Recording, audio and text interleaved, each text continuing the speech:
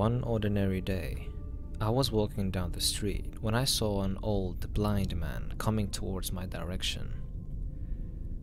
He seemed to be having trouble walking, and when he was passing by me, he almost fell over. I didn't know any better, so I grabbed his arm and helped him stand up straight again.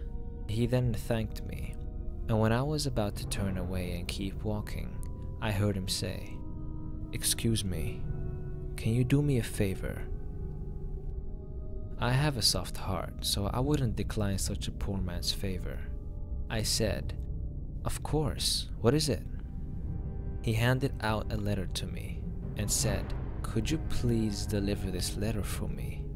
I am old and disabled, and I have a terrible time finding my way around this city." I agreed and took the letter from him. It had an address written on it. As I walked away, I turned back one last time, just catching a glimpse of the man throwing away his glasses in a trash can near the sidewalk. I became suspicious and took the envelope to the police. When the police arrived at the written address, it turned out to be a butcher shop owned by a couple. Everything seemed perfectly fine until the police asked the couple to open the large refrigerator at the back of the shop. They refused to open it, so the police had to break it open themselves. Inside the fridge, they were confronted by a horrible scene. There were dead bodies strung up on meat hooks and shelves stacked high with chunks of human flesh.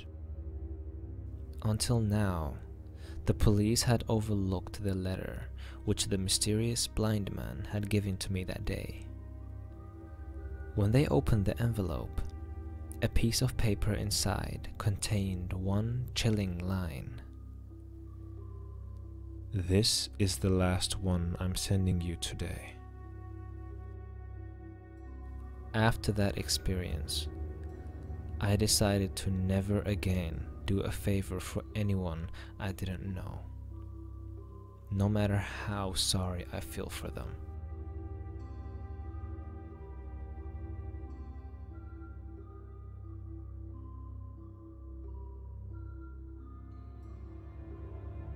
I'm not saying it was paranormal, because I am a pretty rational person, but it was definitely creepy to me. It happened a long time ago, at least 50 years ago.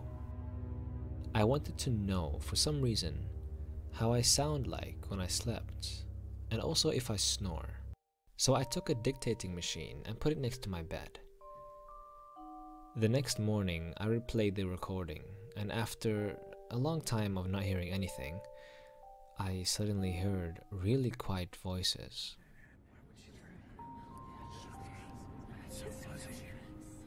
I counted at least 3 voices, saying something in a language I've never heard before.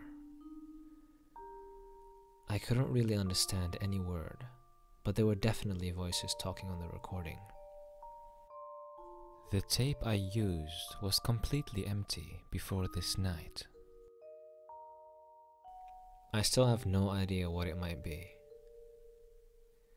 Maybe it was radio interferences, or I sometimes think and hope that the 3 voices was actually me, that I somehow talk in 3 different voices and in some gibberish language at night.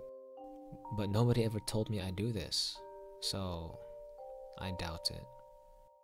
And there was no chance it was anybody else from the apartment, because I was alone, and you can't hear the neighbors in the apartment.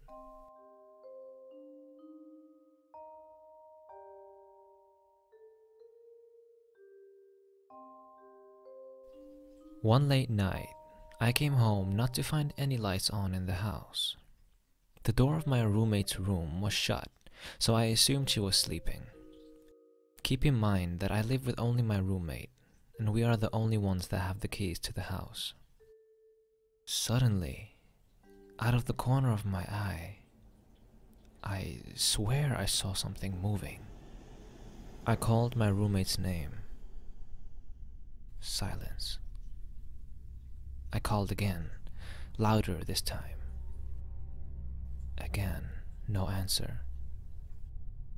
I came to the conclusion that it was probably my imagination, and that I was just so tired that I was seeing things. I walked to my room, and just before I turned the light switch on, I heard someone whisper, "I'm still here." My fingers started to tremble. My knees were shaking. Drops of sweat started collecting on my forehead.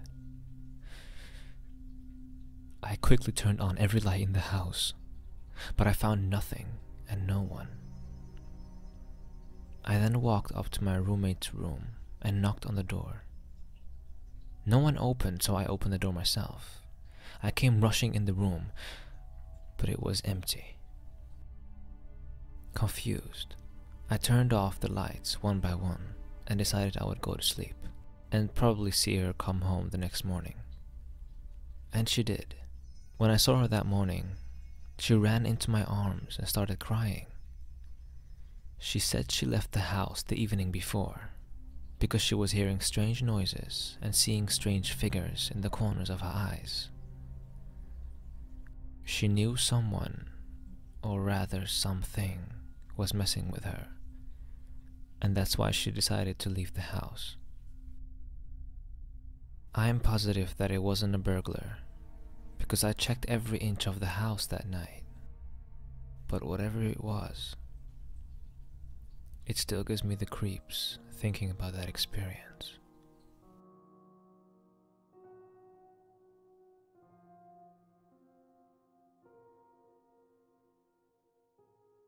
At the time, I was around 8 or 9 years old. The story takes place in our old house. One evening, we were watching a horror movie. It contained your typical old creepy woman with long hair and nails who looked like she hadn't showered in months. As my family continued to watch the movie, I decided to go to sleep since the movie was a little too creepy for a 9-year-old. In bed, I kept tossing and turning since it was a little early, around 9 p.m. if I recall correctly, but it was my daily bedtime. My room was at the end of the house, past the kitchen. I started hearing footsteps coming from the kitchen.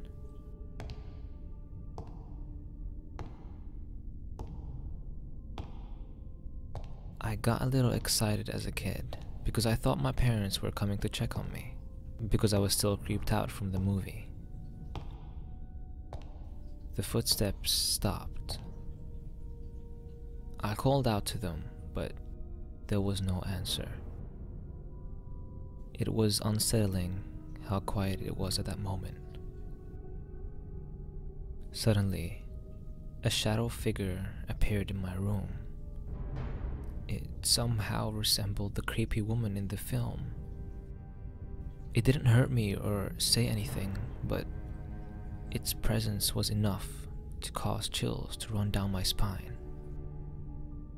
My voice was gone. I was so afraid that it felt like my voice literally abandoned me. So the only thing I could do was helplessly hide under my blanket, praying it would go away. It took around 10 minutes, although feeling like eternity, to gather enough courage to slowly peek my head out of the covers. The figure was gone. It seemed like my voice returned, and I screamed for my parents out of the top of my lungs. They came rushing to me, and I explained everything I just witnessed. They calmed me down and told me it was a dream, although I knew I was widely awake. Years passed by, and as I got a little older, I asked my parents why they didn't want to believe me when I told them it wasn't a dream, and that I was certain I was awake. My dad said that he came to my room that night, wearing a wig to scare me on purpose, and that was all I saw. So I believed him. A little relieved, actually, thinking now that it was just a harmless prank. However, years later, I saw the figure again, this time in my new house. This time the dark figure resembling the woman was sitting on a chair beside my bed. She was just sitting there, staring at me. But now it was different. I was experiencing sleep paralysis. I knew this because I couldn't move or speak. After the longest minute of my life, I was finally able to scream and rush to the lights to turn it on. This is when I realized my parents made me believe it was a prank years ago, only to calm me down so I wouldn't be scared anymore. That woman is real. And I sometimes still wonder how many years it will take till she decides to pay me a visit again.